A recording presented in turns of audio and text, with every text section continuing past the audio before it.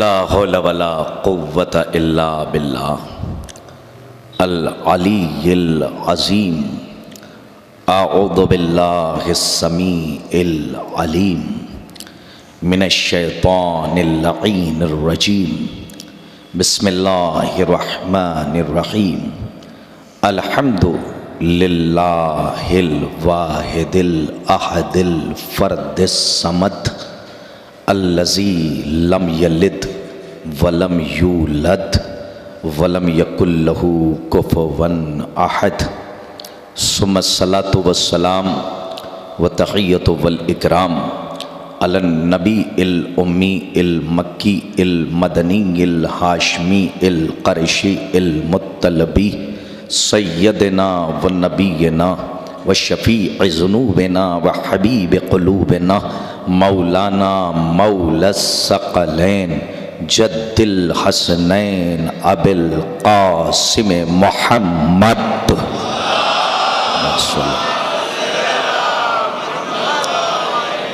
وعلى اہل بیتہ الطیبین الطاہرین المعصومین المظلومین المنتجبین المنتخبین ولعنۃ اللہ علی اعدائہم ومنکری فضائلہم ومنکری مصائبہم ومنکری جلالتہم ومنکری شجاعتہم ومنکری طہارتہم ومنکری زیارتہم ومنکری عصمتہم ومنکری عظمتہم ومنکری سیادتہم ومنکری ولایتہم ومنکری ولایتہم وغاصبی حقوقہم ومنکری عطشہم اجمعین من یومنا ھذا الی قیام یوم الدین۔ اما بعد فقد قال اللہ سبحانہ وتعالی فی محکم کتابہ الکریم۔ بسم اللہ الرحمن الرحیم۔ انا اعطیناک الکوثر فصل لربک وانحر انا شانئک ھو الابتر۔ صدق اللہ العلی العظیم۔ صلوات بر محمد وآل۔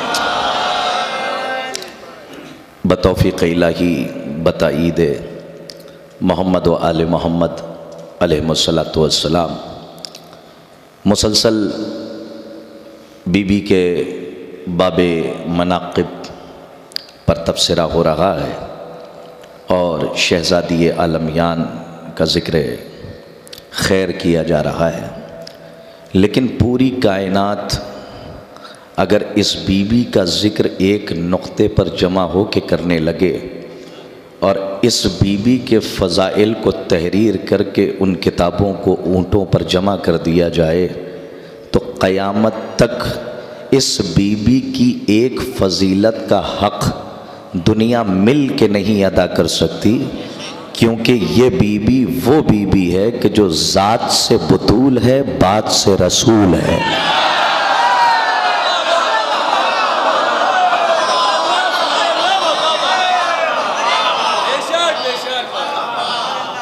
یہ تو آپ کا حسن سماعت ہے کہ آپ نے اپنے رہوار فکر کو مہمیز کر کے بہت تیزی سے باب شہر علم تک پہنچایا، اور آپ سے گزارش بھی یہی رہے گی کہ جتنی دیر مصلی عشق حسین پر رہیں تو آپ کی نظریں قبلہ رخ رہیں جب تک کہ سلام مکمل نہ ہو جائے۔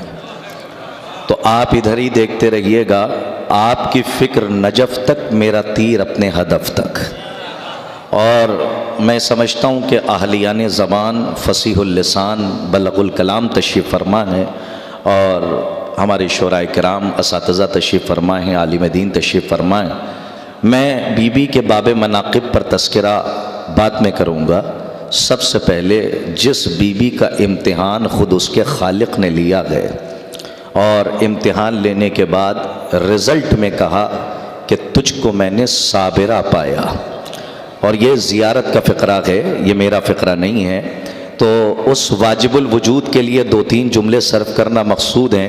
ورنہ اگر آپ جیسے لوگ نہ ملیں تو میں سمجھتا ہوں کہ اردو بغاوتاً بولی جاتی ہے، لیکن آپ جیسی سماعتیں ہوں تو کبھی کبھی بشارتاً بھی ہو جاتی ہے۔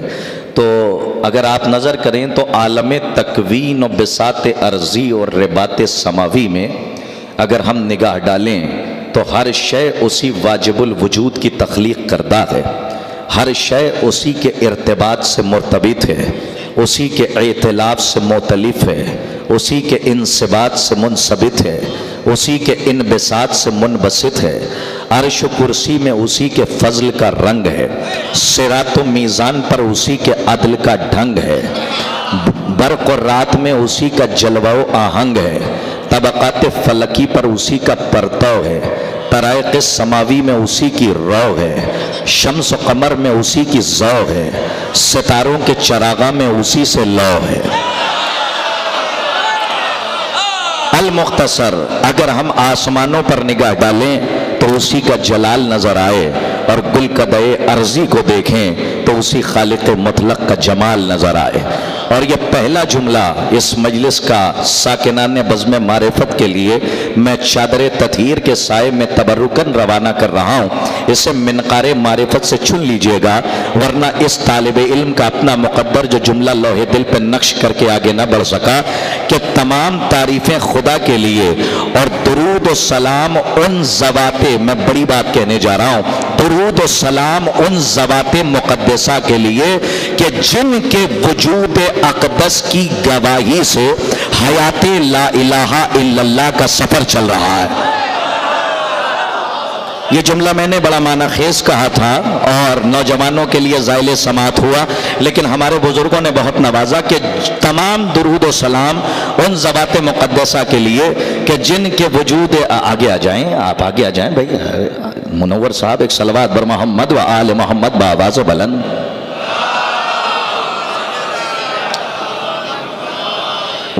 تمام درود و سلام ان ذوات مقدسہ کے لیے کہ جن کے وجود اقدس سے حیات لا الہ الا اللہ کا سفر چل رہا ہے۔ یہ معنی لفظوں کے جال اور خطابت کی چال والا نہیں تھا، بلکہ مبنی بر حقیقت بات میں نے آپ کو کہی ہے، ورنہ ہم انسانوں کو کیا پتا کہ وہ کب سے ہے، کب سے تھا، کب تک رہے گا۔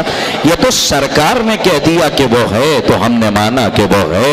اس کا مطلب یہ ہے کہ حیات لا الہ الا اللہ منحصر ہے سرکار ختمی مرتبت کے لبوں کی جنبش پر۔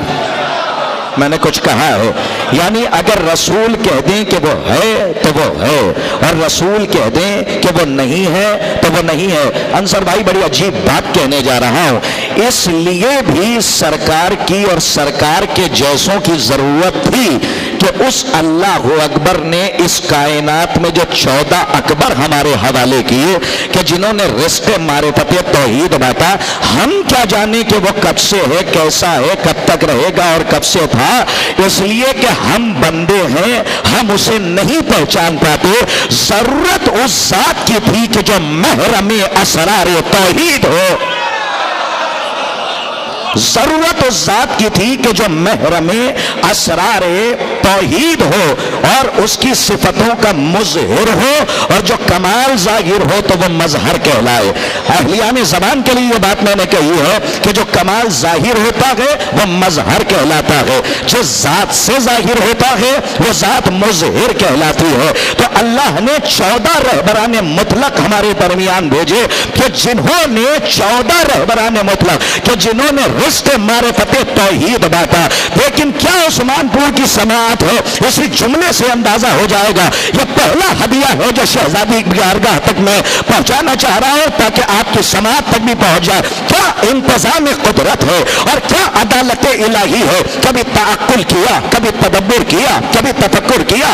اس نے جو 14 اپنی صفات کے مظہر ہمارے درمیان بھیجے، ان میں 13 رجلن کرارن کی فہرست میں ہیں۔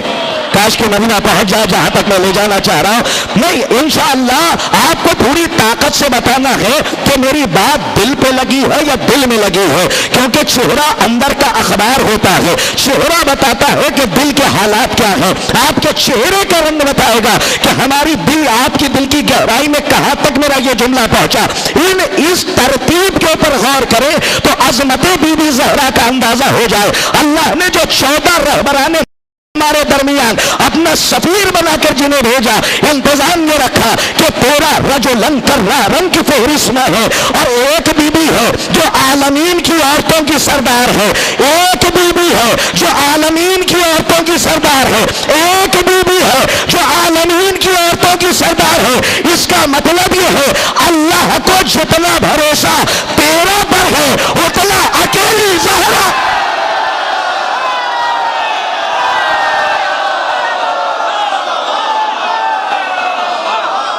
توجہ نہیں فرمائی. سلامت رہیے آپ. میں ایک حدیث کی طرف اشارہ کر دوں تاکہ بات اظہر من الشمس، سورج کی طرح روشن ہو جائے. کوئی عالم تذبذب میں نہ رہے، منزل یقین میں آ کے نفس مطمئنہ کے علاقے کا سفر کرے. اس لیے میں یہ بات کہنا چاہ رہا ہوں کہ اللہ نے جو 14 رہبران مطلق بھیجے کہ جنہوں نے رزق معرفت توحید تقسیم کیا، کائنات کو بانٹا، اس میں 13 رجلن کرارن کی فہرست میں ہیں. آپ سے بہتر کون سمجھے گا. اور ایک بی بی ہے جو عالمین کی عورتوں کی سردار ہے. جتنا بھروسہ توحید کو 13 پر ہے اتنا اکیلی زہرا پر ہے.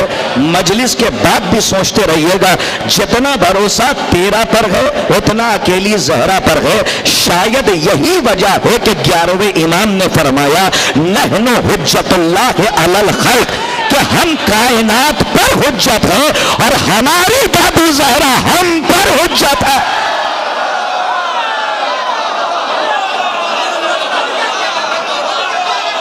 سلامت رہیے. نحن حجت اللہ علی الخلق، ہم کائنات پر حجت ہیں اور ہماری دادی زہرا ہم پر حجت ہیں. اب دیکھیے صاحب، ایسا ہے کہ شہزادی کی مجلسیں ہیں اور ہم یہ چاہتے ہیں کہ جس عنوان کے تحت ہم نے جس سورت کی تلاوت کا شرف حاصل کیا ہے اسی کے ذیل میں کچھ معروضات آپ کے حوالے کیے جائیں، ورنہ بگڑے ہوئے دور میں سدھرے ہوئے سامعین گرفتاری میں کم ملتے ہیں، اور اگر مل جائیں تو ہمارے دل میں جو لگی ہوئی آگ ہے وہ لفظوں کی شکل میں دھواں سامنے آتا ہے کہ جو لفظوں کی شکل میں ہوتا ہے. کم سے کم اب تو ہمیں یہ احساس ہو گیا کہ ہمارا کوئی جملہ زائل سماعت نہیں ہوگا. اتنی پاکیزہ سماعتیں ہیں. اللہ نے کائنات کی سب سے بڑی کتاب کے سب سے چھوٹے سورے میں کائنات کی سب سے بڑی بات کی. دیکھیے بہت لفظوں کی ترتیب کے اوپر غور فرمائیے گا. اللہ نے کائنات کی سب سے بڑی کتاب کے سب سے چھوٹے سورے میں کائنات کی سب سے بڑی بات کی. اور اس سورے کا کمال یہ ہے کہ اس سورے میں لفظ الکوثر فاطمہ کی طرح اکلوتا ہے. سلامت رہیے. میں نے کچھ کہا ہے؟ ہاں، قرآن کے دامن میں لفظ الکوثر سیدہ کی طرح اکلوتا ہے کہ دوبارہ الکوثر کا استعمال قرآن میں اللہ نے کہیں نہیں کیا. لیکن اب یہاں سے ایک تحلیلی گفتگو ہے جو ہم آپ سے کرنا چاہتے ہیں. ارشاد ہوا بسم اللہ الرحمن الرحیم انا اعطیناک الکوثر فصل لربک وانحر انا شانئک هو الابتر. اس کا ترجمہ آپ کے ذہن عالیہ میں محفوظ ہے، لیکن خطابت کی بیساکھی کا سہارا لے کے مجھے 2 قدم آگے جانا ہے تو میں رسمن ترجمہ کر رہا ہوں. ہم نے تمہیں کوثر عطا کر دیا، فصل لربک وانحر. اب اللہ کی عبادت کرو اور اپنے رب کے لیے قربانی دو. اور تیسری آیت میں لگی لپٹی بات نہیں کی بلکہ سیدھے سیدھے لہجے میں کہا انا، میں اس ترجمے پہ داد چاہ رہا ہوں، انا شانئک هو الابتر. اے محمد تم ابتر نہیں ہو، تمہارا دشمن اب قیامت تک منقطع النسل رہے گا. کاش کہ میرا یہ جملہ آپ کے دلوں کی گہرائی تک چلا جاتا. کیا فرمایا؟ اے محمد سنتے رہیے، آگے بڑھتے رہیے گا. اے محمد اب تمہارا دشمن قیامت تک منقطع النسل رہے گا، بے اولادہ رہے گا. اب آپ اگر ان 3 آیتوں پہ غور فرمائیں تو اللہ نے ان 3 آیتوں کے اندر توحید کا بھی ذکر کیا، امامت کا بھی ذکر کیا، نبوت کا بھی ذکر کیا، وحدت کا بھی ذکر کیا۔ ان 3 آیتوں میں جو 2 آیتیں ہیں وہ بھرپور تولا ہیں، اب کچھ کہنے کی ضرورت نہیں ہے، اور جو تیسری آیت ہے وہ بھرپور تبرہ ہے کہ اللہ نے کہا اے محمد تم ابتر نہیں ہو، اب قیامت تک تمہارا دشمن منقطع النسل رہے گا۔ آئیے تھوڑی سی بات کر لیتے ہیں اسی سورہ کوثر پہ۔ ہمارے اہل سنت برادران نے اور اہل سنت علماء مفسرین نے الکوثر کی جب آرا پیش کی، میں آرا پہ بات کر رہا ہوں، یہ ان کے حکمہ کی آرا ہے، وہ کہتے ہیں کہ تفسیر میں لکھتے ہیں کہ الکوثر سے مراد پانی ہے۔ کیا مطلب؟ نہر ہے۔ تو کسی نے پوچھا کہ کوثر تو کثرت کے معنی دیتا ہے، تو کہنے لگے صاحب مسئلہ یہ ہے کہ ایک نہر سے کئی چشمے پھوٹے ہیں، تو اس لیے کوثر سے مراد نہر ہے۔ اور کچھ نے لکھا کہ کوثر سے مراد علماء ہیں، کچھ نے لکھا کوثر سے مراد فقہاء ہیں۔ دیکھیے جتنی بھی آرا ہے، میں دیکھتا یہ ہوں کہ اس جملے کے استعارے پہ آپ کتنی تیزی سے سفر کرتے ہیں۔ ان کی جتنی آرا ہے، لفظ ابتر نے ان کی آرا پر ایسا آرا چلایا، نہیں میرا جملہ پہنچا نہیں، میں نے استعارتن کنایتن اشارتن یہ بات کہی ہے تاکہ سطحی بات کر کے آپ کو گہرے مفہوم تک لے جاؤں۔ ایک لفظ ابتر نے ان تمام آرا پر ایسا آرا چلایا ہے کہ ان کی آرا دھری کی دھری رہ گئی۔ انہوں نے کیا فرمایا؟ اکثر نے یہ لکھا کہ یہاں کوثر سے مراد نہر ہے، وہ کوثر ہے، حوض کوثر ہے۔ ایک بات بتائیے، کبھی کبھی مناظرہ نقلی باتوں سے جیتا جاتا ہے اور کبھی کبھی مناظرہ عقلی دلیل سے جیت لیا جاتا ہے، تو اب یہاں پہ نقلی دلیل نہیں، نقلی تو بہت ہو، میں ایک عقلی دلیل آپ کے سامنے پیش کر رہا ہوں اور بالکل سامنے کی ہے جو 10 سال کے بچے کو بھی سمجھ میں آ جائے گی۔ اگر انصر جلال پوری صاحب مجھے کہیں فون کر کے کہ میں آپ کو تحفے میں ایک شیروانی دینا چاہتا ہوں، اور اس کے بعد فوراً فون کر کے کہیں لیکن کچھ بٹن بھی عنایت کروں گا، تو ہو سکتا ہے کہ یہاں کا کوئی عاقل ہے وہ فوراً اسمِ افہم کی تلقین پڑھتے ہوئے کہے گا کہ انصر صاحب کیسی بات کرتے ہیں، آپ پڑھے لکھے ہیں، جب شیروانی ہی دے رہے ہیں تو بٹن الگ سے دینے کی کیا ضرورت ہے؟ میں کاش کہ میری بات واضح ہو جائے، اس لیے کہ شیروانی مکمل اس وقت ہوگی جب اس میں بٹن ہوگا، تو جب شیروانی ہی تحفے میں دے رہے ہیں تو بٹن الگ سے دینے کی کیا ضرورت ہے؟ پتہ نہیں میرا جملہ کہاں تک پہنچے۔ جب اللہ نے فاطمہ کے صدقے میں جنت بنا دی ہے تو الگ سے کوثر کہاں سے آئے گا؟ کہاں تک ہے آپ؟ میں کہاں لے کر آ گیا؟ آپ نے محسوس ہی نہیں کیا۔ عزیزان گرامی بہت توجہ فرمائیے گا، میں عقلی دلیل پہ بات کر رہا ہوں۔ جب فاطمہ کے صدقے میں اللہ نے جنت کو پیدا کر دیا ہے، خلق کر دیا ہے، تو جنت کا جب تصور آئے گا تو یہ نہیں کہا جائے گا کہ کوثر الگ سے داخل ہوگا، دودھ کی نہر الگ سے ہوگی، جہاں شجر طوبہ الگ سے ہوگا۔ جہاں جنت کا تصور آیا وہاں پہ سارے لوازمات ہوں گے، وہاں حوض کوثر بھی ہوگا، وہاں دودھ کی نہر بھی ہوگی، وہاں شہد کی نہر بھی ہوگی، وہاں شجر طوبہ بھی ہوگا۔ تو اس کا مطلب یہ ہے کہ اس دلیل کے تحت ان کی آرا پر آرا چل گیا کہ یہاں کوثر سے مراد نہر نہیں ہے۔ اب آئیے دوسری دلیل میں دے رہا ہوں تاکہ آپ متفق ہو جائیں۔ یہ بستی ادبا کی بستی ہے، یہ بستی شعراء کی بستی ہے۔ دیکھیں میں تحلیلی گفتگو کرنے کا عادی ہوں اور ایک موضوع پر میں بات کرنا چاہتا ہوں اور بی بی سیدہ میرا موضوع ہے، توجہ فرمائیے گا۔ اب اگر کسی شاعر نے ایک شعر کہا اور پہلے مصرے میں اس نے شجاعت کا ذکر کیا اور دوسرے مصرے میں حاتم طائی کا ذکر کیا، ایک شعر اس نے مکمل کر دیا، سنیے گا یاد رہ جائے گا، اور فوراً وہ شاعر اپنے استاد کی بارگاہ میں وہ شعر لے کے پہنچا۔ جیسے ہی استاد نے ایک نظر اس پہ ڈالی، کہا کہ بیٹے آپ موضوع تباہ تو ہو گئے ہیں لیکن ابھی آپ قوانین شاعری سے واقف نہیں ہیں، آپ کے اس شعر سے فصاحت بھی جا چکی ہے، بلاغت بھی جا چکی ہے۔ کہ وہ کیسے؟ کہ اس لیے کہ پہلے مصرے کا ارتباط دوسرے مصرے سے نہیں پایا جاتا۔ دیکھیں میں کچھ کہنا چاہ رہا ہوں، پہلے مصرے کا ربط دوسرے مصرے سے نہیں پایا جاتا۔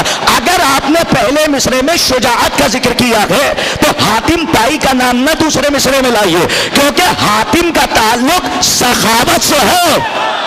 عثمان پور کے محترم صاحبان، ہم آپ کو کہیں لے جانا چاہ رہے ہیں، بڑی تیزی سے آگے بڑھیے گا، جہاں تک میں لے کر جا رہا ہوں وقت کم ہے اور معروضات زیادہ عرض کرنے ہیں۔ تو اس کا مطلب یہ ہے کہ استاد نے بتایا کہ کلام کی فصاحت و بلاغت کا تقاضا یہ ہے کہ پہلے مصرے سے دوسرے مصرے کا ربط ہونا چاہیے، تو کلام میں فصاحت اور بلاغت پائی جاتی ہے۔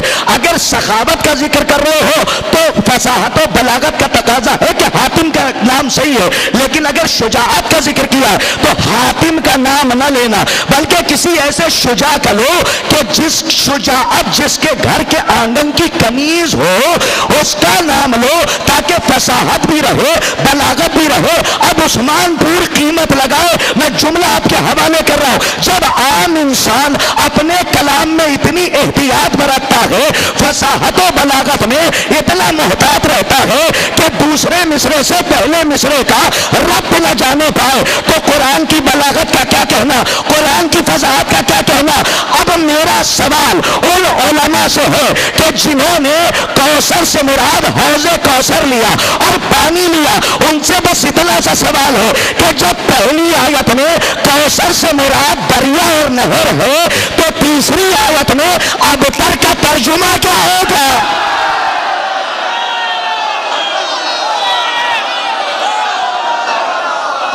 سلامت رہیے، آپ جیتے رہیے، مولا آپ کو شاد و آباد رکھے۔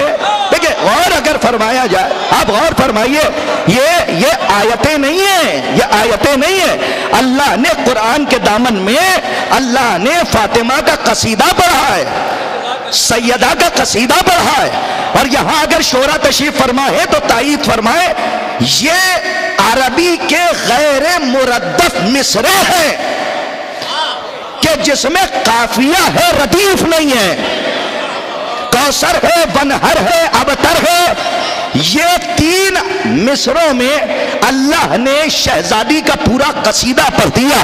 تو اب اس بی بی کے باب مناقب پر کون تبصرہ کرے کہ جس بی بی کی ذات کہ جو خود ذات سے بطول اور بات سے رسول ہے۔ دیکھیں اب یہاں پہ رکنے کے بعد میں ذرا سا اور دور آپ کو لے جاؤں اور بہت قریب کروں شہزادی کے باب مناقب سے۔ وجود سیدہ پر بات بعد میں ہوگی، پہلے ان اشیاء کی معرفت حاصل کرو کہ جو فاطمہ کی نسبت میں ہیں۔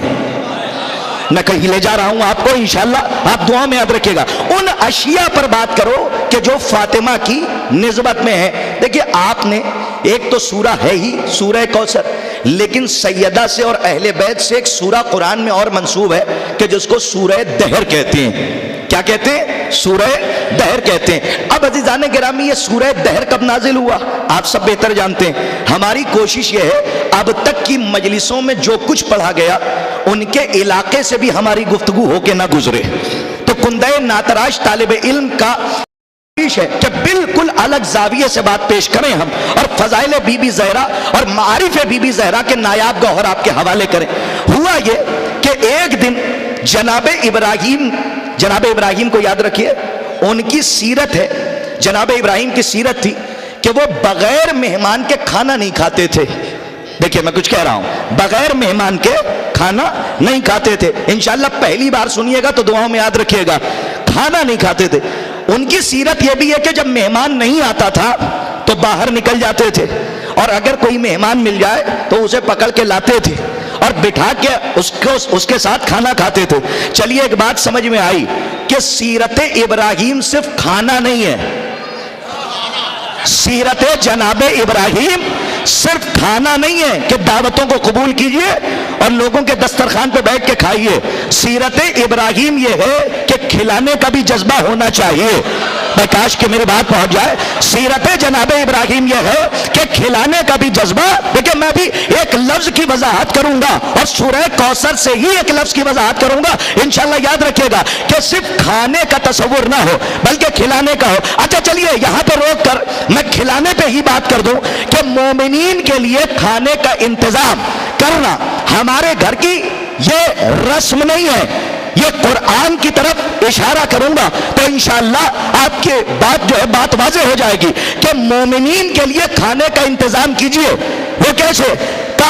ونہر یعنی قرآن کی آیتوں کی دو تفسیریں، ایک ہے ظاہری تفسیر اور ایک ہے تفسیر باطن.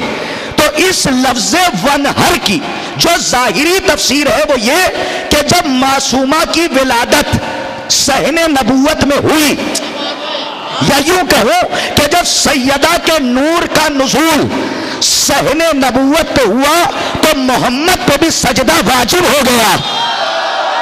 کاش کہ میرا جملہ واضح ہو جاتا تو میں کہہ گیا آپ نے محسوس. ہاں اسی لیے کہا نا، ہاں جیسے ہی نازل کیا عطا کیا، کیا فرمایا؟ فصل لے، فائے فوریہ ہے، فائے بلا فصل، فوراً سجدہ کرو، فوراً سجدہ کرو، فوراً عبادت کرو، نماز پڑھو، نماز ادا کرو. اس کے بعد فرمایا لے رب کا ونہر، اور اپنے رب کے لیے قربانی دو. میں ظاہری تفسیر سے ایک پیغام دینا چاہ رہا ہوں، شاید کہ کوئی نئی بات ہو تو دعا میں یاد رکھیے گا کہ یہ ہمارے گھر کی رسم نہیں ہے کہ ہم کسی بھی معصوم کی آمد پر کھانا کھلاتے ہیں تو اسے رسم نہ سمجھ لیجئے گا، بلکہ قرآن سے میں ثابت کر رہا ہوں کہ جب معصومہ کی ولادت ہوئی تو سرکار ختمی مرتبت نے عرب کے جتنے بھوکے تھے سب کو بلا بلا کر کھانا کھلایا. کھلایا یا نہیں کھلایا؟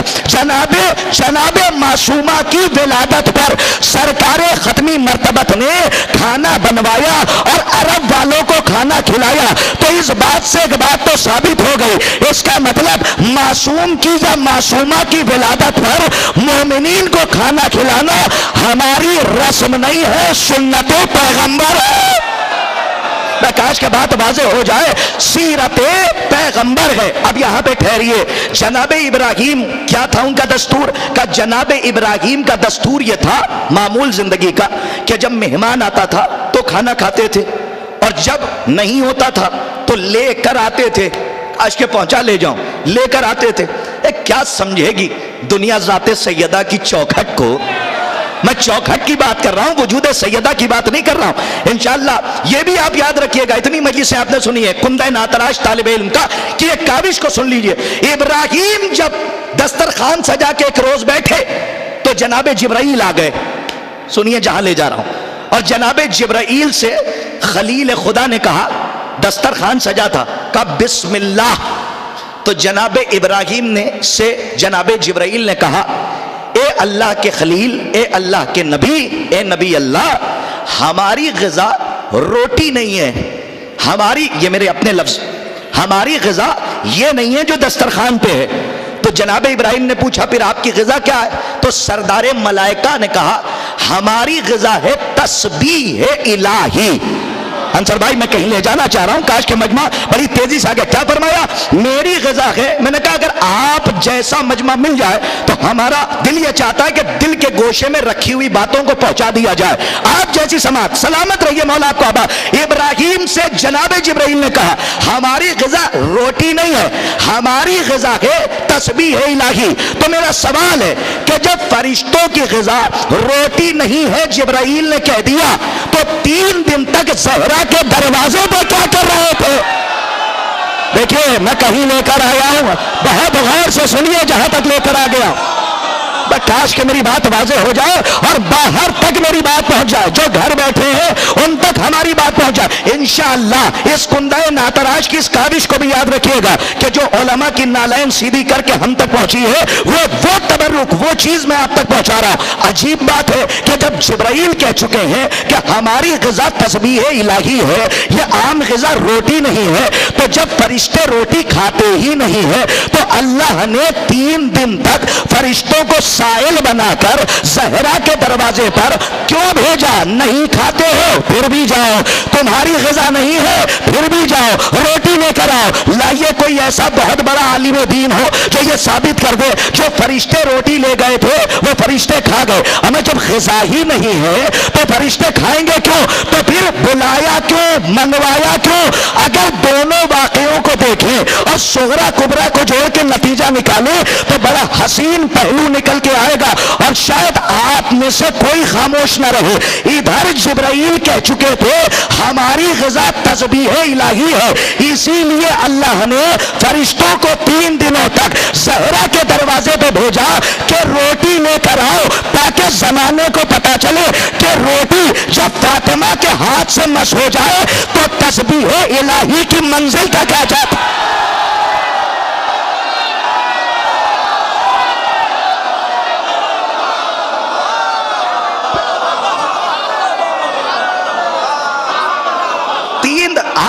کوئی اور نتیجہ نکال کے بتائیے.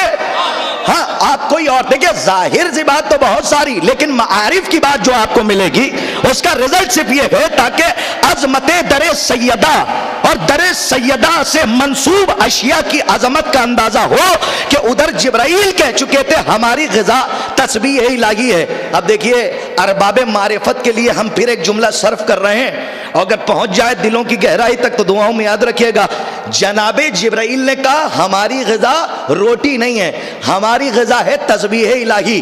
تو انصر صاحب، منور صاحب، مولانا، اس کا مطلب یہ ہے کہ علی صرف کوفے میں تاریک گلیوں میں اندھیری رات میں یتیموں کو روٹی تقسیم کرنے والے کو نہیں کہتے.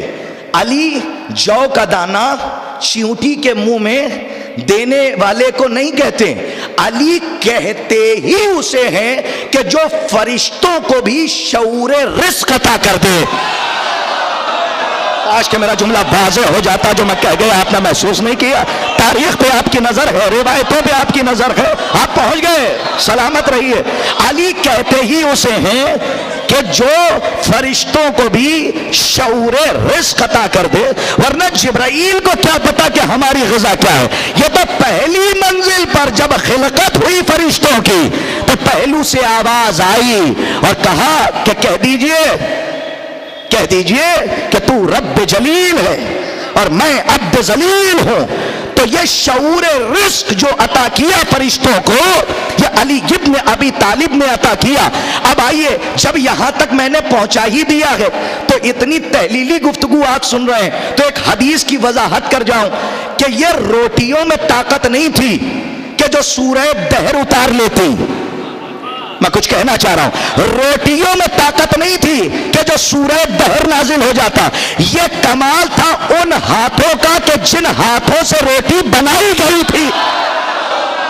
کاش کہ میری بات واضح ہو جائے، میں وضاحت کرنا چاہ رہا ہوں. یہ کمال تھا ان ہاتھوں کا کہ جن ہاتھوں سے روٹی بنائی گئی تھی کہ اس ہاتھ سے روٹی مس ہو جائے.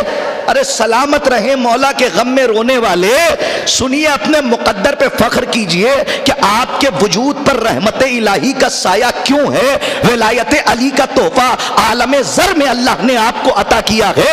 تو گھر جایا کیجئے تو ماں اگر حیات ہو تو صرف شکرانے کے طور پر ایک مرتبہ سلام کر لیا کیجئے کہ اس گود میں ہم پروان چل رہے ہیں کہ جہاں پر رزق معرفت اہل بیت دیا جا رہا ہے.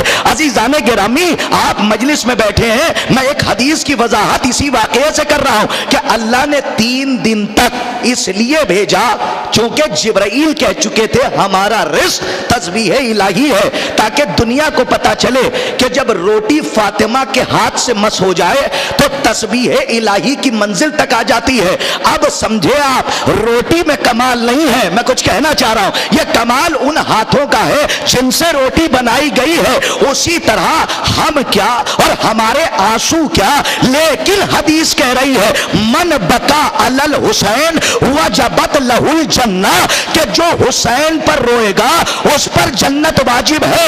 یہ بات واضح اس وقت ہوئی کہ جب دونوں واقعوں کو ہم نے دیکھا اور اس حدیث کو پڑھا. جیسے روٹی میں کمال نہیں ہے، کمال ہاتھ کی نسبت کا ہے، سورہ دہر نازل ہو گیا، ویسے ہی آنسو کا کمال نہیں ہے، کمال تو اس رومال کا ہے. کاش کے بات واضح ہو جائے جہاں تک لے کر آ رہا ہوں. محسوس نہیں کر رہے ہیں آپ؟ جیتے رہیے، مولا آپ کو شاد و آباد رکھے.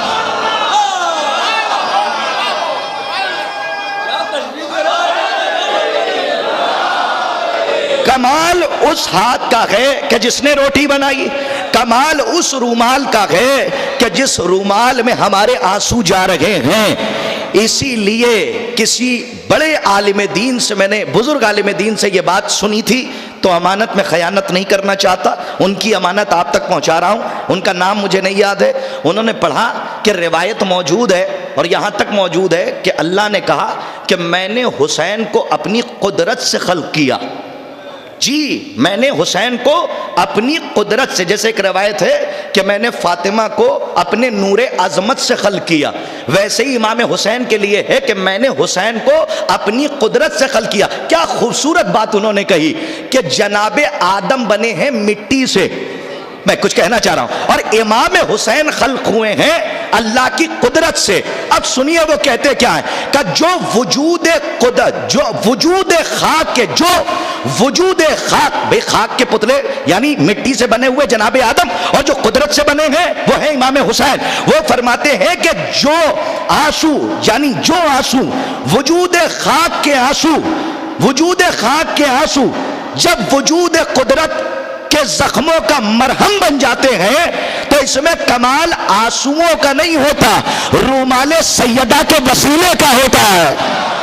ہاں، رومال سیدہ اگر وسیلے میں نہ ہو، درمیان نہ ہو، تو ہمارے آنسو وجود قدرت کے زخم نہ بنے. اگر آپ اس منزل پہ ہیں تو آپ نے تو بہت ساری ماشاءاللہ مجلس سماعت کی ہیں، لیکن اس رخ سے مولانا موصول سے ہماری بات ہو رہی تھی تو انہوں نے حجرے میں کہا کہ کرتاز بھائی یہ ضرور آپ وہاں پڑھ دیجئے گا. ہم نے کہا ٹھیک ہے، اب آپ کا حکم ہے. ورنہ میں سوچ رہا تھا کہ یہ کم سے کم امانت کو میں رکھ لوں، لیکن شہر انیس، شہر دبیر اور شہر ازا تک مجھے افسوس ہوگا کہ آپ کی امانت میں نے آپ تک نہیں پہنچائی.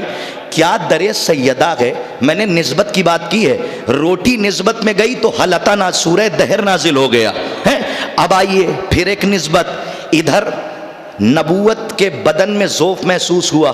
دیکھیں جو سن چکے ہیں وہ ترجمہ الگ بھی ہوا ہے کہ پناہ والی جو چیز ہے اس کو اپنی جگہ پہ رکھیے گا کہ اے بابا میں آپ کو اللہ کی پناہ میں دیتی ہوں، لیکن اس کا جو ظاہری ترجمہ ہے وہ یہی ہے، کہیں لے جا رہا ہوں. کہاں ہے؟ جیسے ہی بدن میں ذوف محسوس کیا تو کیا فرمایا؟ فی بدنی ضعفن، کہ میں اپنے بدن میں ذوف محسوس کر رہا ہوں. اس کے بعد جب در سیدہ پہ آئے تو کیا فرمایا؟ ایتینی، بہت ایک ایک لفظ پہ غور فرمائی، ایتینی بالکسائل یمانی. اب یہاں پہ ترجمہ جو ہوتا ہے وہ ذرا زبان کی پامالی کے ساتھ ہوتا ہے، زبان کی قدریں ہوتی ہیں.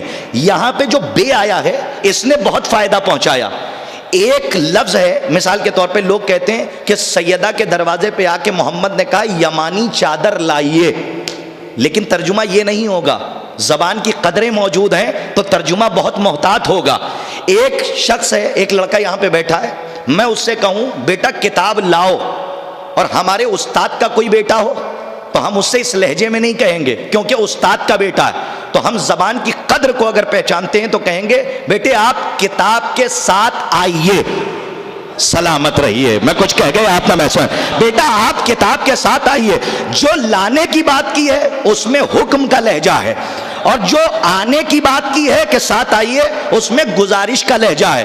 تو یہاں پہ آ کے محمد نے کہا، سرکار ختمی مرتبت نے، ایتینی بالکسائل، کہیں لے جا رہا ہوں، ایتینی بالکسائل یمانی، اے فاطمہ آپ یمنی چادر، یمانی چادر کے ساتھ آئیے. اب ایک سوال ہے اتنے بڑے مجمع سے کہ جب بدن میں ذوف تھا، ظاہر میں بدن میں ذوف تھا تو کسی طبیب کے پاس جاتے. میں کچھ کہنا چاہ رہا ہوں، یہ ذوف کا دوا لیتے، یہ ذوف کا چادر سے کیا تعلق ہے؟ اگر غور کیجئے تو محمد نے باب معرفت کھولا. اور سنیے کلونا محمد کا فلسفہ پہنچا رہا ہوں. ادھر جب نبوت نے ذوق محسوس کیا تو سیدہ کے دروازے پر یمانی چادر لینے آ گئے. اور جب چوتھے محمد کا دور آیا، کون چوتھے محمد؟ سید سجاد علیہ السلام کا. تو اٹھا کے پڑھیے دعائے امام سید سجاد کا. میں سمجھتا ہوں آپ نہیں سمجھیں گے تو کون سمجھے گا. دعائے سید سجاد میں خود مولا نے فرمایا، فرماتے ہیں یا رب انی ضعیف، اے پروردگار میں ذوق محسوس کر رہا ہوں، قوّنی بے رضاک، اے پروردگار مجھے اپنی رضا سے طاقت عطا کر. نہیں پہنچے کلونا محمد کا فلسفہ دیکھیے. ادھر جب پہلے محمد کے بدن میں ذوق محسوس ہوا تو یمانی چادر لینے آ گئے، اور ادھر چوتھے محمد کے بدن میں جب محسوس ہوا ذوق تو چوتھے محمد نے کہا پروردگارا مجھے اپنی رضا سے قوت عطا کر. تو اس کا مطلب یہ ہے کہ محمد کسی زمانے کا بھی ہو، محمد کی نظر میں ردائے زہرا اور رضائے الہی برابر ہے.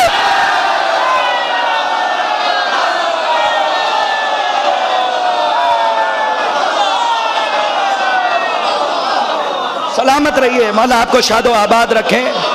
محمد کی نظر میں ردائے زہرا اور رضائے الہی برابر ہیں، چاہے وہ ردائے زہرا مل جائے یا رضا الہی مل جائے. اسی لیے شہزادی کو راضیہ بھی کہتے ہیں, شہزادی کو مرضیہ بھی کہتے ہیں. اور خدا کی قسم محشر کے میدان کی روایتیں آپ نے سنی ہوں گی, میں وہ نہیں پڑھنا چاہتا. محشر کے میدان میں جب بی بی آئیں گی تو خدا کی قسم مرضی یہ الہی پہ جلوہ فگن ہوں گی. یہ بہار الانوار کی آپ کو کئی جلدوں میں یہ روایت مل جائے گی کہ رضا الہی پر جلوہ فگن ہوں گی, اور آخری فیصلہ جو ہوگا وہ بی بی کا ہوگا. اب بات جب چادر کی آ ہی گئی ہے تو آپ کے بھی حکم کی تعمیل ہو جائے. اور سن لیجئے وہ بات جو کہنے جا رہا ہوں, اشارے اور کنائے میں جو لطف ہے نا وہ کھل کے پڑھنے میں لطف نہیں ہے. جیسے علامتی کلام کا لطف الگ ہوتا ہے ویسے ہی علامتی اشاروں کا لطف ہی الگ ہوتا ہے. آپ سے بہتر کون سمجھے گا؟ چادر زہرا کا مسئلہ ہے حدیث کسا, یعنی چادر والی حدیث, کسا والی حدیث. اور جب چادر کے نیچے پنجتن کی جماعت نے آنا شروع کیا تو سب سے پہلے سرکار ختمی مرتبت نے چادر اوڑھی, حسنین شریفین بیت الشرف میں داخل ہوئے اور کہا اماں ہم نانا کی خوشبو محسوس کر رہے ہیں. اور چادر زہرا, میں نے کہا کہ انشاءاللہ مجلس کے بعد بھی نشہ نہیں اترے گا اگر یہ علامت پہنچ گئی. کچھ کہنے جا رہا ہوں, مجلس اسی پہ ختم ہو جائے. جیسے ہی چادر زہرا کے قریب گئے, چادر اماں کی تھی, گھر بابا کا تھا, تراب کا مالک ابو تراب تھا. یہ سگے نواسے تھے, منہ بولے نواسے نہیں تھے. اور جو چادر کے نیچے نانا موجود تھے وہ بھی منہ بولے نہیں تھے, سگے نانا تھے. تو کتنی چیزیں ہیں, گھر ہے بابا کا, اماں کی چادر ہے, سگے نواسے ہیں, سگا نانا لیتا ہے. چاہتے تو چادر اٹھاتے, چپ چاپ پہلوئے محمد میں لے جاتے. لیکن حدیث کسا کہتی ہے, چادر کے پاس کھڑے ہو کے کہا کیا اجازت ہے کہ ہم چادر میں آ جائیں؟ چلیے حسنین نے بتا دیا کہ بغیر اجازت محمد کے پہلو میں نہیں لیٹا جاتا.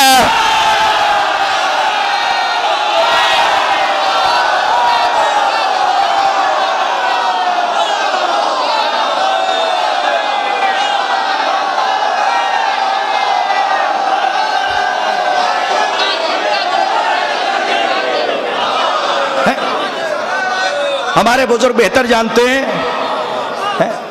بغیر اجازت. دیکھیے پشت پہ جا کے بیٹھ گئے, اجازت نہیں لی ہیں, داخل ہو گئے مسجد میں, اجازت نہیں لی.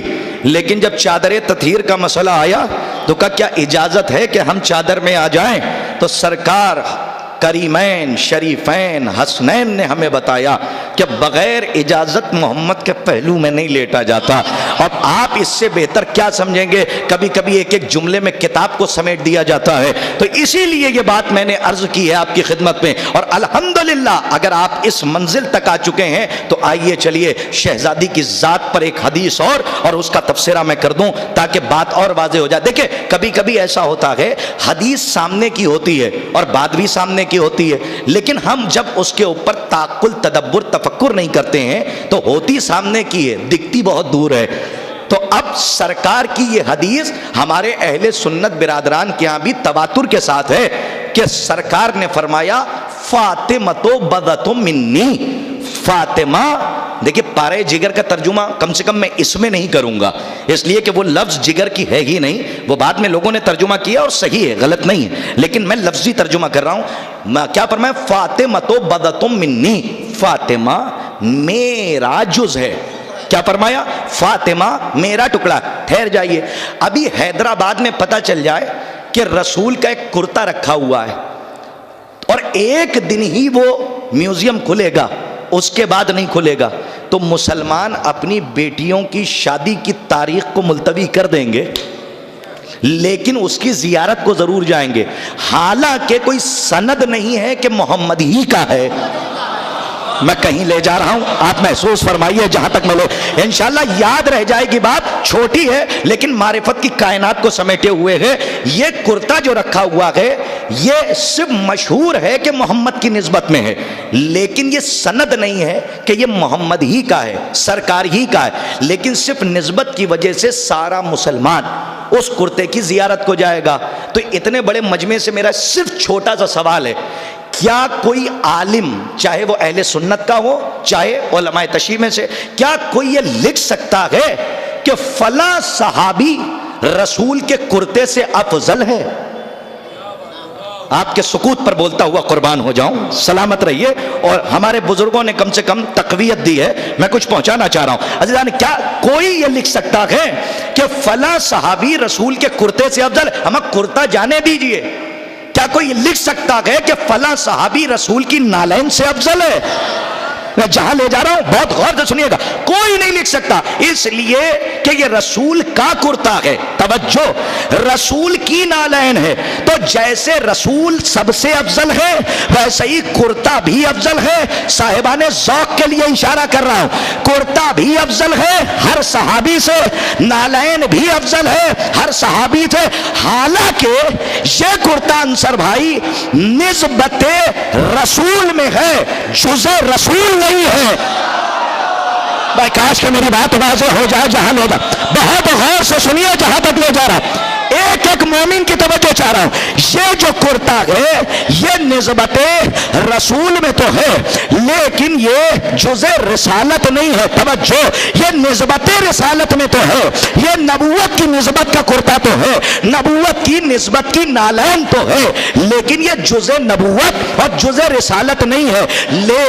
لیکن جو پارٹس آف باڈی ہیں یہ پورا جسم کل ہے، یہ سارے جو اجزاء ہیں یہ جز کہلاتے ہیں، پارٹس آف باڈی۔ کیا کوئی ہے کہ جو کہہ دے جب کرتے سے نہیں افضل ہے تو بدرجہ اتم نہ کوئی صحابی محمد کے ہاتھ سے افضل ہوگا، میں کہیں لے جا رہا ہوں، نہ چہرے سے افضل ہوگا، نہ سینے سے افضل ہوگا، نہ آنکھوں سے افضل ہوگا، نہ چہرے سے افضل ہوگا؟ تو آپ یہ بتائیے کہ جب آپ کے یہاں بھی حدیث ہے، ہمارے یہاں بھی حدیث ہے کہ رسول نے یہ نہیں کہا کہ فاطمہ میرے ہاتھ کا جز ہے، فاطمہ میرے چہرے کا جز ہے، فاطمہ میرے صدر کا جز ہے، بلکہ رسول نے فرمایا فاطمہ تو بدتو منی، فاطمہ میرا جز ہے، رسالت کا جز ہے، نبوت کا جز ہے۔ اس کا مطلب یہ ہے کہ جتنے کرامات اللہ نے محمد کو عطا کیے ہیں سب میں فاطمہ، میں جملہ کا نظر کر رہا ہوں، فاطمہ ان فضائل میں جو محمد کو اللہ نے عطا کیے، فاطمہ ان کرامات میں شریک ہے، فاطمہ کی شرکت ہے۔ تو اب مجھے کہنے کا حق ہے کہ اس حدیث سے یہ بات ثابت ہو گئی کہ جس سے محمد افضل ہے اس سے فاطمہ افضل ہے۔ کاش کہ بات واضح ہو جاتی جہاں تک لے کر آیا۔ غور فرمائیے گا، اگر آپ غور کر لیں، جس سے محمد افضل ہیں اس سے فاطمہ افضل ہیں، جس سے محمد افضل ہیں اس سے فاطمہ افضل ہیں۔ اب سمجھنے کی ذمہ داری آپ کی ہے کہ جس سے محمد افضل ہیں اس سے سیدہ افضل ہے۔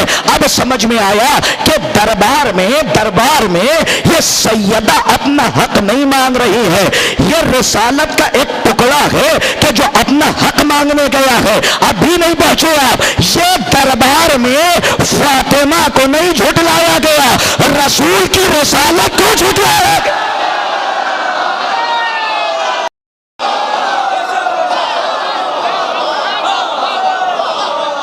توجہ فرما رہے ہیں آپ، مولا آپ کو سلامت رکھیں، جیتے رہیے، شاد و آباد رہیے۔ آپ نے تو خوب سنا الحمدللہ۔ دیکھیے اب اس کا یہ بھی مطلب نہیں ہے کہ لوگ اچھا سن رہے ہوں تو آپ رکیے ہی نہیں۔ ہاں، لوگ اچھا سن رہے ہیں تو اس کا مطلب یہ ہے کہ اپنی باتوں کو سمیٹ دیجئے۔ جب پیاس باقی رہتی ہے تو پانی کی طلب ہوتی ہے، تو اسی لیے ہم چاہ رہے ہیں کہ اپنی باتوں کو ہم سمیٹ دیں اور ایک بات عرض کر کے اپنی گفتگو کو سرحد التبا سے قریب کر دیں اور التفات مصائب کی طرف ہو جائیں، اور انشاءاللہ آپ کل کی آخری مجلس کے لیے بالکل آمادہ ہو جائیں۔ لیکن ایک پیغام دینا چاہتا ہوں، اور مجلس کا ایک پیغام اور بہت اہم پیغام ہے، اور ہم نے جب آپ کے یہاں کی سماعت کو بہت قریب سے دیکھا یوٹیوب پہ تو ہمیں یہ سمجھ میں آیا کہ پیغامات کو بھی ویسے ہی قبول کیا جاتا ہے کہ جیسے فضائل آل محمد کو قبول کیا جاتا ہے۔ تو ایک پیغام کہ بی بی کا ایک لقب ہے، انہوں نے قطع پڑھا تھا اس کندہ ناتراش کا کہ نقطۂ خلقت وہی ہے اور حجاب اللہ بھی، اس کا کنبہ دہر میں فیاض تھا، فیاض ہے، مظہر اوصاف رب ہے، فاطمہ زہرا کی ذات، گر یہ چہرہ پھیر لے سمجھو خدا ناراض ہے۔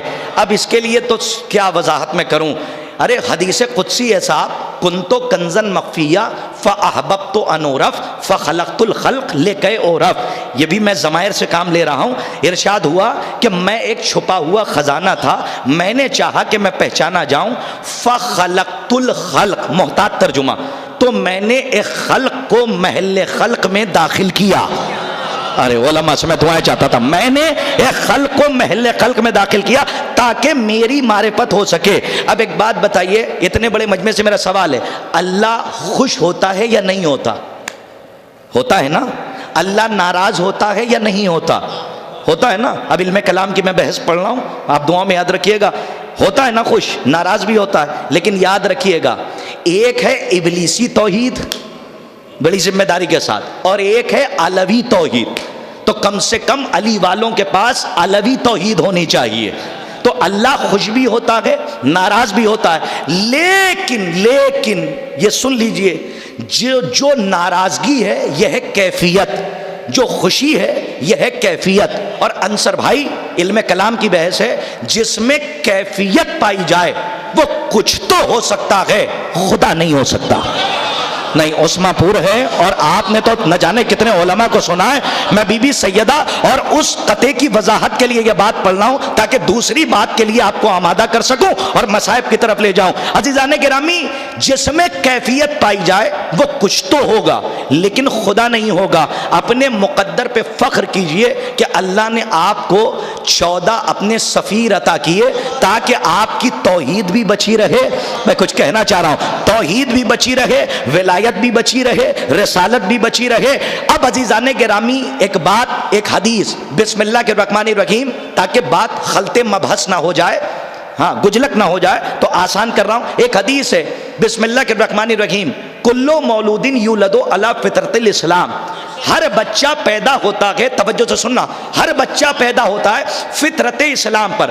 اس کے پالنے والے، آپریٹ کرنے والے، آپریٹنگ سسٹم بگاڑ کر اسے اپنے جیسا بنا لیتے ہیں. لیکن حدیث بتا رہی ہے کہ ہر بچہ پیدا ہوتا ہے فطرت اسلام پر. تو جب پیدا ہوا تو اس کے ذہن اور طبیعت پر کسی ریلیجن، فرقے، مذہب کا اثر نہیں ہے، کیونکہ ابھی پیدا ہوا ہے تو وہ کچھ جانتا ہی نہیں ہے. لیکن اس کا چہرہ انڈیکیٹ کرتا ہے کہ اس کے دل کے راز اس کے چہرے سے آیا ہوتے ہیں. کہ وہ کیسے؟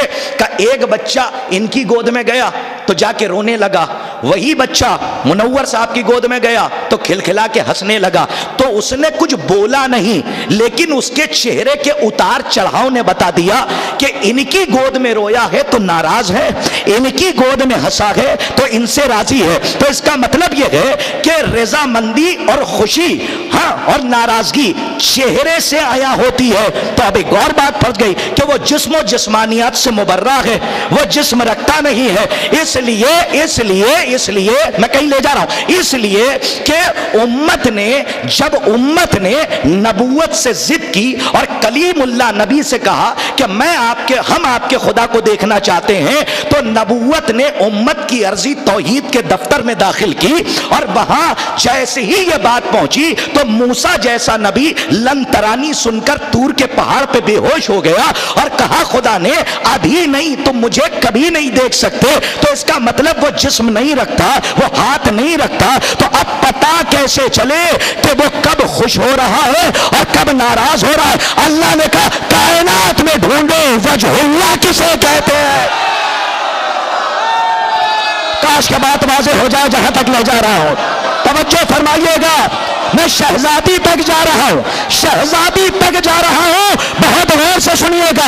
کائنات میں ڈھونڈو کہ وجہ اللہ کسے کہتے ہیں. علی سراپا وجہ اللہ ہے، یعنی اگر علی خوش ہے تو اللہ خوش ہے، اگر علی ناراض ہے تو اللہ ناراض ہے. تو 11ویں امام نے کیا کہا؟ 11ویں امام نے فرمایا ہم کائنات پر حجت ہیں، ہماری دادی زہرا ہم پر حجت ہے. چہرہ اگر یہ انڈیکیٹ کرتا ہے، چہرہ 14 میں سے جتنے بھی ہیں سب کا چہرہ بتاتا ہے کہ اگر یہ خوش تو اللہ خوش، اگر یہ ناراض تو اللہ ناراض. ہمیں نہیں پتا کہ جو لوگ آخری وقت معافی مانگنے آئے تھے کہ فاطمہ نے ان کے سلام کا جواب کیوں نہیں دیا، لیکن اتنا پتا ہے کہ فاطمہ چہرہ پھیر لے تو اللہ چہرہ پھیر.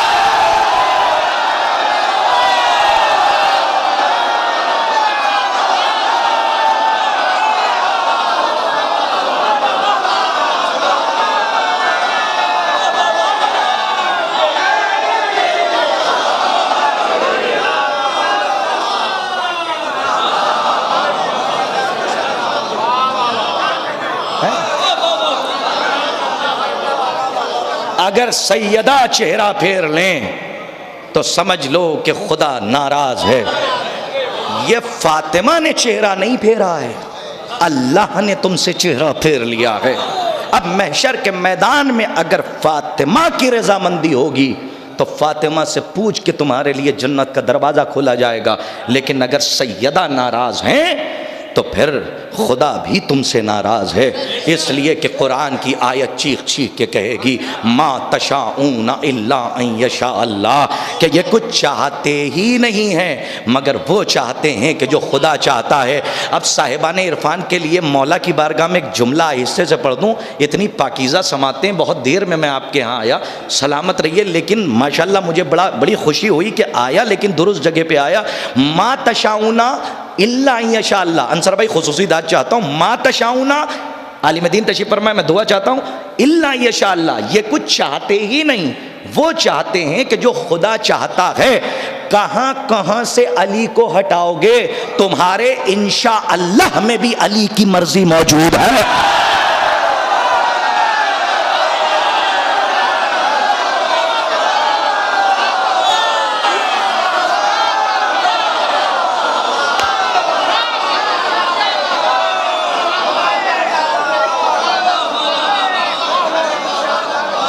آپ کاٹ دیجئے بات کو۔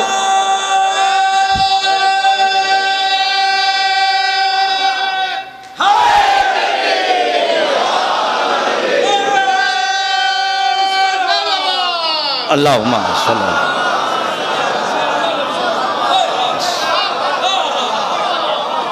انشاءاللہ میں بھی علی کی مرضی موجود ہے۔ اگر علی نہ چاہیں تو خدا نہ چاہے، سیدہ نہ چاہیں تو خدا نہ چاہے، علی کی مرضی نہ ہو تو اللہ کی مرضی نہ ہو۔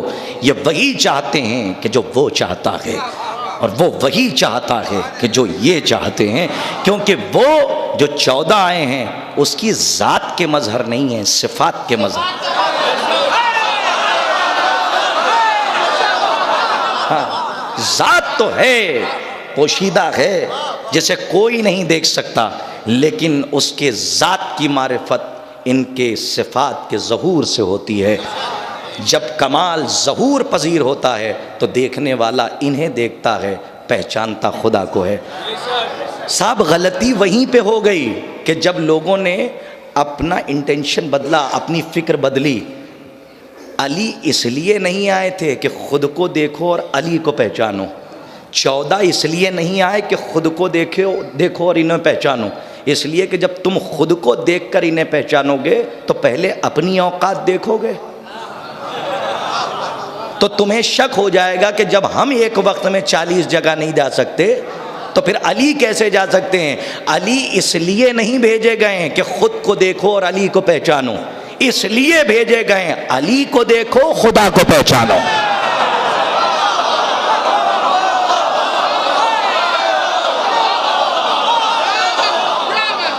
عمل یہ کریں گے اور معرفت اس کی ہوگی۔ میں نے کہا مجلس ہو گئی، لیکن ایک پیغام جس کے لیے میں یہاں تک آیا، بی بی کا ایک لقب ہے آیت اللہ العظمیٰ، ذمہ داری کے ساتھ کہہ رہا ہوں جو کتابیں پڑھنے والے ہیں۔ کیا مطلب؟ اللہ کی سب سے بڑی نشانی۔ ایک لقب ہے بی بی کا راضیہ، ایک لقب ہے مرضیہ، اور جہاں اتنے القاب ہیں وہاں پہ بی بی کا ایک لقب ہے حجاب اللہ۔ تو اچھے اچھے قلم اس کی شرح میں رک گئے، کیونکہ معصومہ کا لقب ہے تو اب اس کی شرح بھی کوئی معصوم کرے، اس لیے کہ ہم اور آپ کہاں تک، جہاں تک رہوار فکر دوڑے گا وہاں تک پہنچیں گے، لیکن بی بی کے لقب کا ترجمہ کیا ہوگا؟ کہ یہ اللہ کا حجاب ہے، ذات سیدہ اللہ کا حجاب ہے۔ اس کی شرح علماء نے بہت کی، لیکن ایک روایت ملی جو میں نے اپنی آنکھوں سے پڑھی کہ ایک رخ یہ بھی ہو سکتا ہے کہ ایک دن سیدہ کے دروازے پر کاش کے پہنچا ملک الموت آیا، اور اس نے جب اجازت مانگی تو بی بی نے اپنے بابا سے پوچھا، بابا یہ کون ہے کہ جو دروازے پر اجازت مانگ رہا ہے؟ تو اب کوئی زیادہ پڑھا لکھا مجلس کے بعد یہ نہ کہہ دے، کیونکہ ہمیں پڑھے لکھوں سے خطرہ نہیں ہے، زیادہ پڑھے لکھوں سے زیادہ خطرہ ہے، کوئی یہ نہ کہہ دے کہ قرطاز صاحب کیا زہرا کو پتہ نہیں تھا کہ آنے والا کون ہے کہ جو پوچھ رہی تھیں، تو پھر میں آپ سے پوچھوں گا کیا کوہ طور پر اللہ کو پتہ نہیں تھا جو موسیٰ سے پوچھا موسیٰ تمہارے ہاتھ میں کیا ہے؟ اس سے بڑی دلیل کیا ہے؟ موسیٰ وہ دیکھ رہا تھا کہ عصا ہے، لیکن پھر بھی پوچھا موسیٰ تمہارے ہاتھ میں کیا ہے، اس سے کیا کام لیتے ہو؟ سب کچھ موسیٰ نے بتا دیا۔ تو کبھی کبھی اس کی زبان، سامنے والے کی زبان سے بات کہلوانے کے لیے سوال پوچھا جاتا ہے، ورنہ شہزادے کو بھی پتا ہے کہ آنے والا کون ہے۔ کہا بابا یہ کون ہے؟ جملہ سنیے صاحب، کہا یہ کون ہے؟ کہا یہ فضائل پڑھے رسول اللہ نے، کہا یہ وہ ہے کہ جو بادشاہوں کے دروازے پر جائے تو اجازت کی ضرورت نہیں، کسی رئیس کے دروازے پر جائے تو اجازت کی ضرورت نہیں، کسی صحابی کے دروازے پر جائے تو اجازت کی ضرورت نہیں، کسی نبی کے دروازے پر جائے تو اجازت۔ جب اتنے فضائل پڑھ لیے، سمجھ رہا ہوں کہ شاید یہ ہال محشر میں بدل جائے اگر جملہ پہنچ جائے، جب اتنے فضائل پڑھ لیے تو ایک مرتبہ زہرا نے پوچھا بابا جب اس کی اتنی فضیلت ہے تو ہمارے دروازے پر یہ اجازت کیوں مانگ رہا ہے؟ رسول نے فرمایا فاطمہ یہ آپ کے پردے کی ہیبت کا اثر ہے۔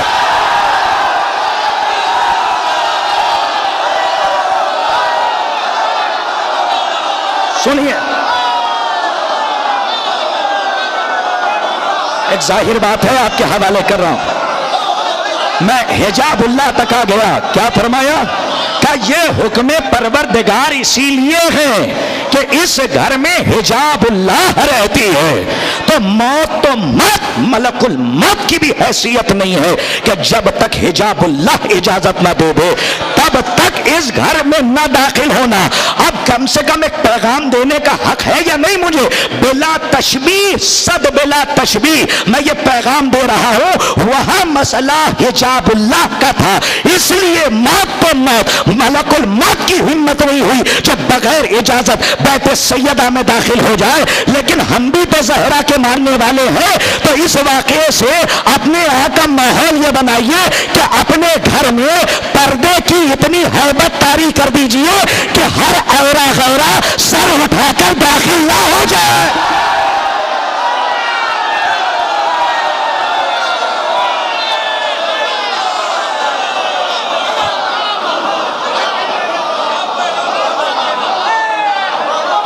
اپنے یہاں گھر میں پردے کی اتنی ہیبت ہونی چاہیے کہ آنے والا دروازے پہ کھڑا ہو جائے اور وہ ڈرے کہ نہیں اس گھر کا پردہ مشہور ہے۔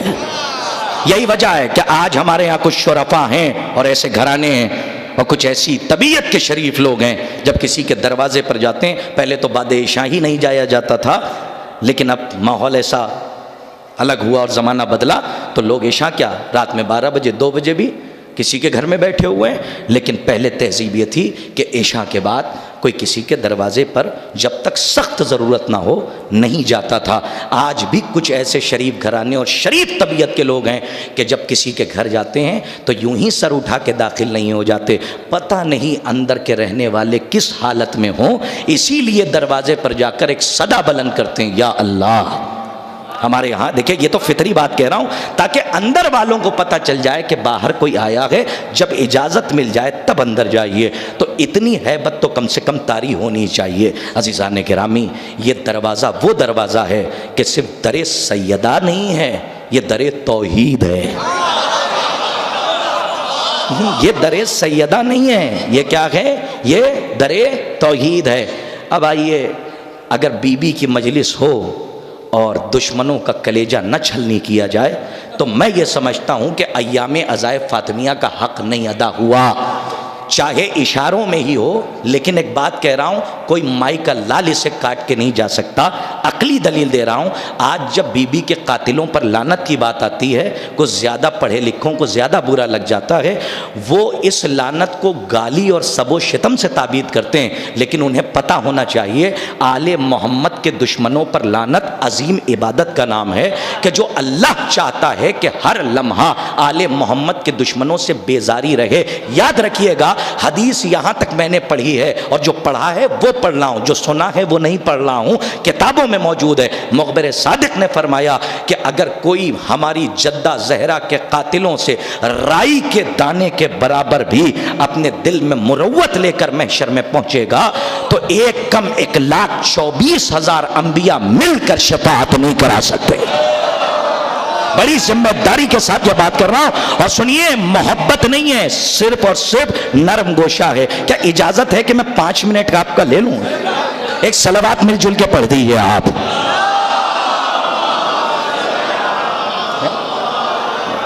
اچھا، جن لوگوں نے صلوات نہیں پڑھی ہے، کیا اوپر والوں سے کھٹ پٹ چل رہی ہے؟ صلوات بلند آواز سے ارشاد فرما۔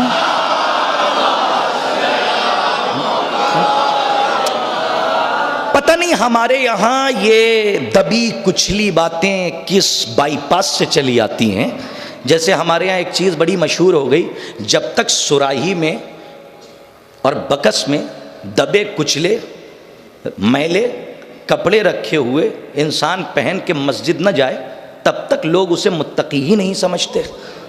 ہاں، جبکہ ہمارے یہاں ایسا نہیں ہے۔ اللہ نے جو نعمت تمہیں دی ہے، شکرانے کے طور پہ، لوگوں کو دکھانے کے لیے نہیں، شکرانے کے طور پہ اسے زیب تن کرو۔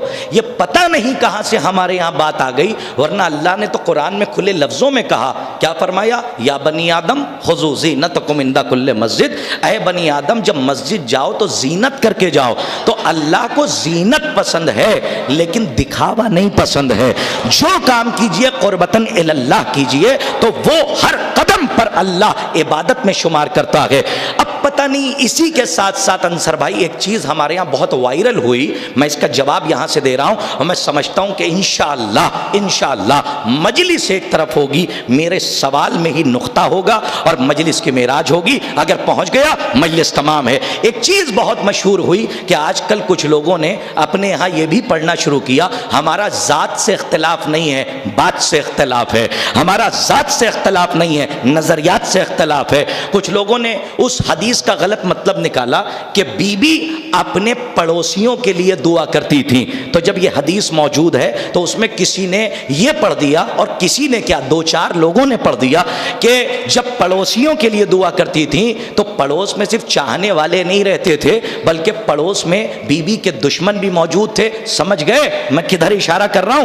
آپ سے بہتر تو انہوں نے نعوذ باللہ اس کا مصداق انہیں بنایا اور کہا اب عثمان پور بتائے گا کہ میرا سوال غلط ہے یا صحیح ہے۔ آپ کا دعا کرنا اور ہے، حجتوں کی حجت کا دعا کرنا۔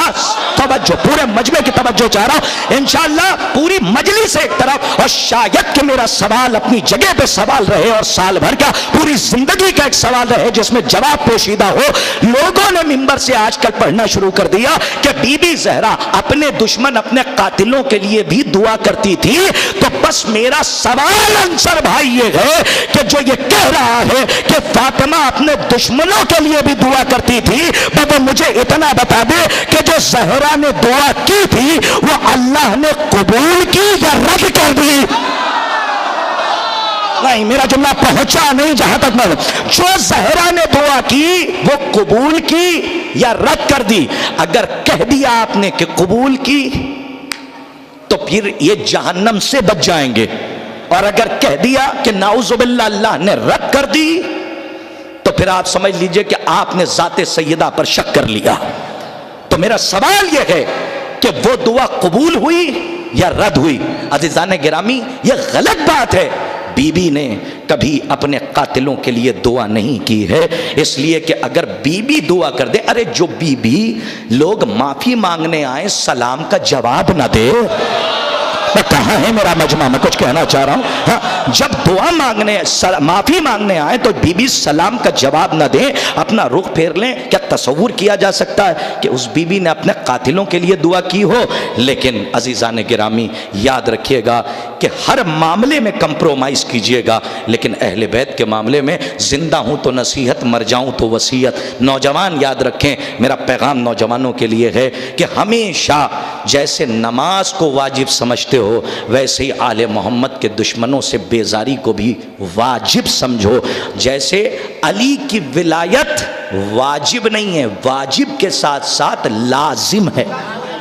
ہاں، واجب کا کیا مطلب ہے؟ جس کو کرو گے تو ثواب ہے، نہیں ادا کرو گے تو اس کی قضا بھی اللہ نے رکھی ہے، لیکن اتنا ثواب نہیں ہے۔ لیکن اگر واجب نہ بجا لائے تو اس کی سزا تمہیں ملے گی۔ لیکن لازم کیا ہے؟ کہ سانس لینا لازم ہے، واجب نہیں ہے۔ اگر نہیں لوگے تو سانس رک جائے گی اور تمہاری زندگی کا دروازہ بند ہو جائے گا۔ ویسے ہی علی کی ولایت لازم ہے اور آل محمد کے دشمنوں پر تبرہ واجب ہے، لیکن جیسا موقع ہو ویسا کام کرنا، اس لیے کہ کسی کے نام لینے کی ضرورت نہیں ہے۔ ہم اور آپ بے وقوف ہو سکتے ہیں، لعنتیں بے وقوف نہیں ہیں، انہیں پتا ہے کہ ہمیں کس کے دروازے پر جانا ہے۔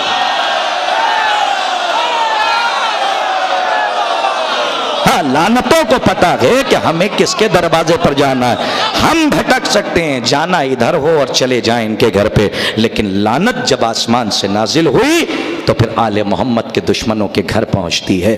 ذرا آپ سوچئے کہ وہ گھرانہ، وہ گھر کہ جہاں رسول روزانہ آئیں اور آنے کے بعد خود اللہ کا آخری نبی جس دروازے پر آ کر سلام کرے، جس دروازے پر جبرائیل آئیں تو گھر میں آ کے جھولا جھولائیں، سردار ملائکہ آئیں۔ ذرا غور فرمائیے کہ جس دروازے پر اللہ فرشتوں کو سائل بنا کر بھیجے، جس دروازے پر رضوان جیسے دربان کی پوسٹ کو سیدہ کے ایک جملے پر تبدیل کر دیا جائے اور خیاط حسنین بنا دیا جائے، اور جو در توحید ہو اس در کا کیا مرتبہ ہوگا۔ لیکن خدا کی قسم، بعد شہادت سرکار ختمی مرتبت امت نے محمد کو یہ صلہ دیا کہ جس دروازے پر محمد سلام کرتے تھے اسی دروازے پر وہ ہاتھ کے جو تبت یدا کی فہرست میں ہیں، ان ہاتھوں نے آگ اور لکڑیاں جمع کر دی۔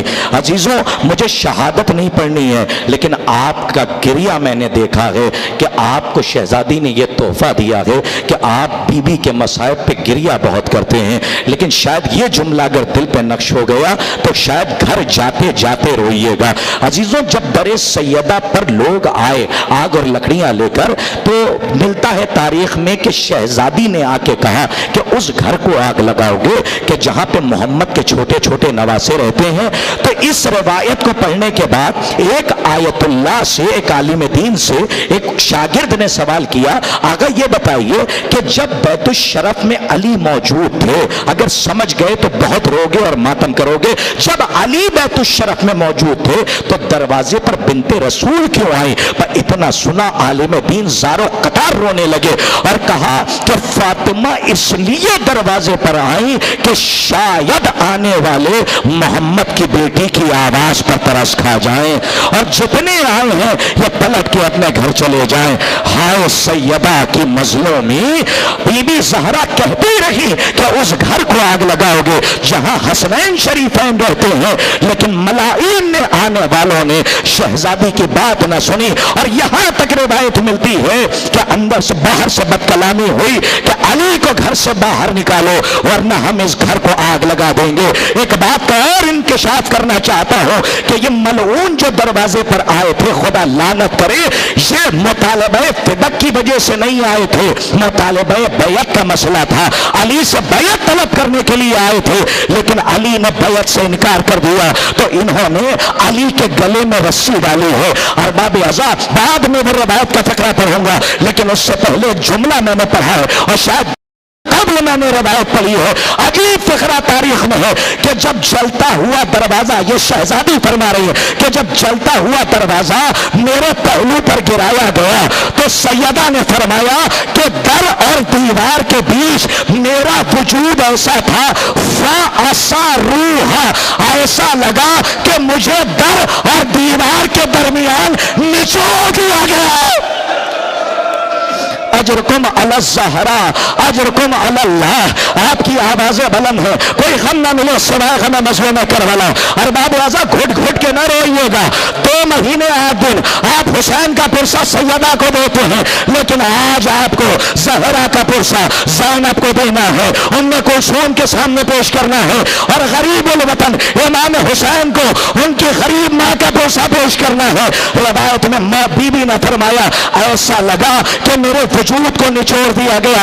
اگر کلیجے میں طاقت ہے تو ایک جملہ اور سنو جو میں نے اپنی آنکھوں سے پڑھا کہ بی بی پر اتنے ظلم ڈھائے گئے، اتنے ظلم ڈھائے گئے کہ بی بی کے بدن کا گوشت گل گیا تھا۔ اجرکم علی اللہ اجرکم علی الزہرا، خدا کوئی غم نہ دے سوائے غم مظلوم کربلا۔ ہاں ارباب اعضا، جب جلتا ہوا دروازہ گرایا گیا، تو ٹھہر کے سن لیجئے انشاءاللہ آپ بہت مصاب ہوں گے۔ جب جلتا ہوا دروازہ گرایا گیا اور در کے نیچے شہزادی آئے تو آواز دی اسماء اپنی شہزادی کو سنبھالو، باطن میں محسن کی شہادت ہو گئی۔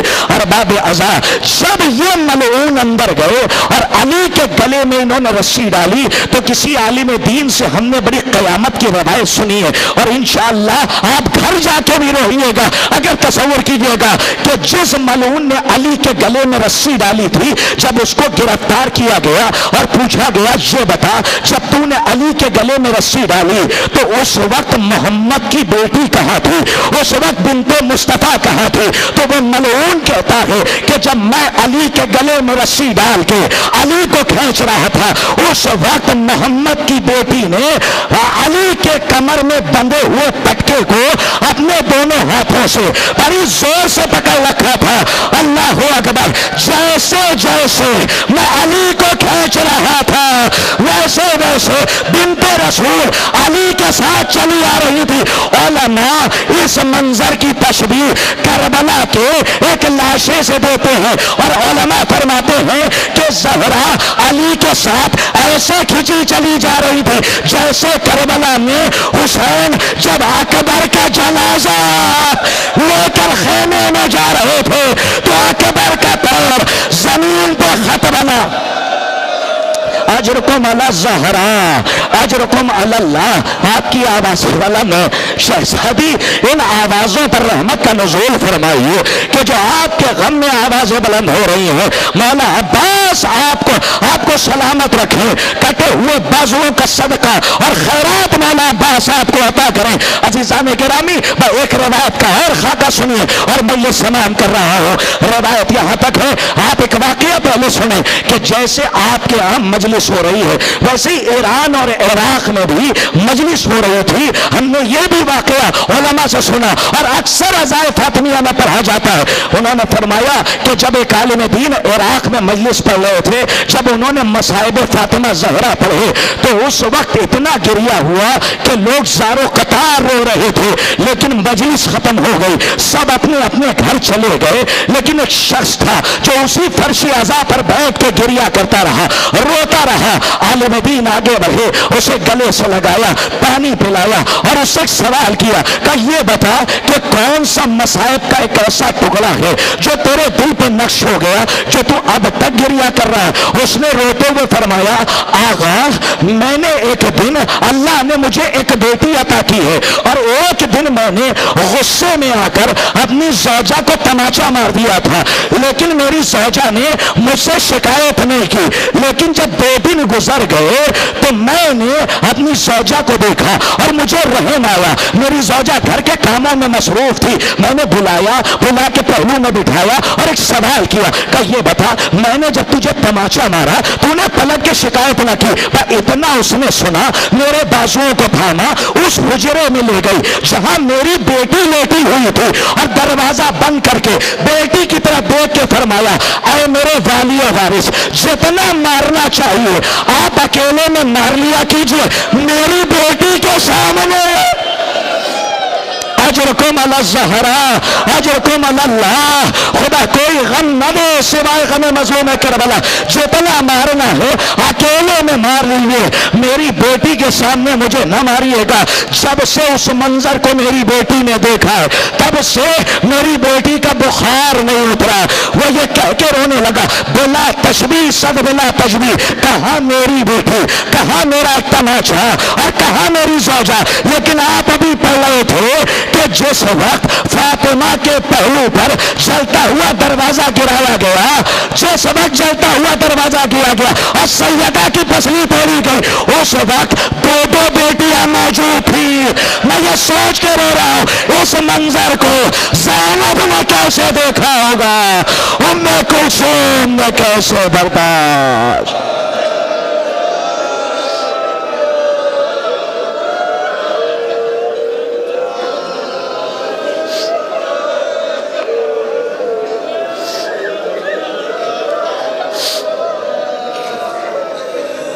سیعلم الذین ظلموا ای منقلب ینقلبون الا لعنۃ اللہ علی قوم الظالمین انا للہ و انا الیہ راجعون رضا بقضائہ و تسلیما لامرہ۔ آج کی مجلس میں صرف اور صرف ایک دعا ہے کہ پروردگارا تجھ کو ذکر سیدہ کا واسطہ، ہم اپنے گھروں کی چھتوں کے سائے میں رہتے ہیں، لیکن جب تصور جنت البقیع کی طرف جاتا ہے تو ہمارا وجود روتا ہے۔ پروردگارا ہمارے آخری وارث کے ظہور میں تعجیل فرما اور ان کے خاص جانثاروں میں ہمارا شمار فرما۔ وَتَقَبَّلْ مِنَّا إِنَّكَ أَنْتَ السَّمِيعُ الْعَلِيمُ۔ ماتم فاطمۃ الزہرا سلام اللہ علیہ۔